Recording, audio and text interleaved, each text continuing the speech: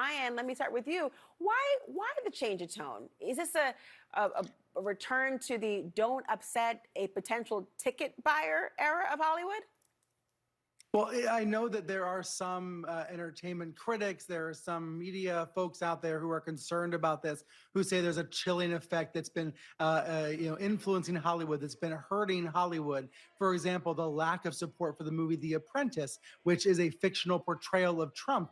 That movie, in some ways, has been shut out in Hollywood, and that is concerning. That maybe some studios were not interested in the film. But I do think most of what's going on here, Laura, is what you just said. It's about entertainers, artists thinking about consumers, trying to put the consumers front and center. And because right now we are in sort of the preseason, especially when it comes to the second Trump term, we don't know what's about to happen when he's inaugurated. I think that some of these actresses, some of these actors, some of these stars, they are in a wait and see mode, frankly, just like a lot of Americans. And I think a year from now, if Trump is doing things that are alienating the country, then by all means, they probably will speak out. But right now, it's kind of viewed as too soon. Let's wait and see what happens. Well, we'll see if that's the case. I mean, Pete, let's bring you in here. We saw Hollywood out in full force for Harris on the campaign trail. So what's your take on the celebrity political commentary in general? Is this Hollywood in a wait and see mode, or are they feeling like it's an exercise in futility and adopting that kind of, what was that, Michael Jordan mindset?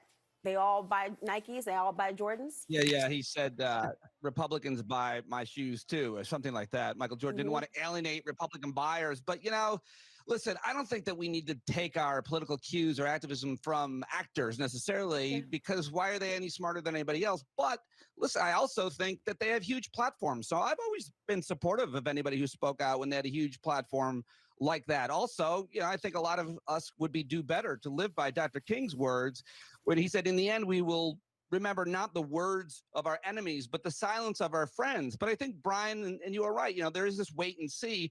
And in March, come the Academy Awards, when Trump, again, is our authoritarian president, if families are being destroyed and torn apart, immigrant families, family separation, I think you're going to have a Meryl Streep and plenty of others up there on that stage. But remember, these new studios, love to know what Brian thinks, we're probably out of time, but Amazon and Apple, those are the new studios. And they're cozying up to Trump, as are some of the rest. So I think those are the new kings in town, these tech bros. I do wonder what you take, Brian, and the idea of the content of that which has been awarded speaking for themselves. Trans identity. Yeah, one of the most interesting announcements of the last two.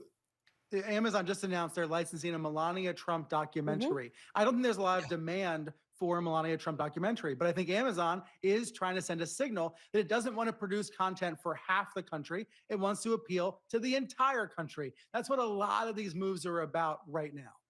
Well, I'm going to play. Apple is producing a Peter Navarro cooking show. I'm kidding, but hey. I kind of want to watch it, though. But let's listen to some of the highlights, by the way, from last night's show for those who may have been watching the Vikings-Detroit Lions game. Listen. Yeah. I did not know much about Wicked going into this year because I had friends in high school, but I loved it. The bear, the penguin, baby reindeer. These are not just things found in RFK's freezer. These are TV shows nominated tonight. If you do lose tonight, please just keep in mind that the point of making art is not to win an award.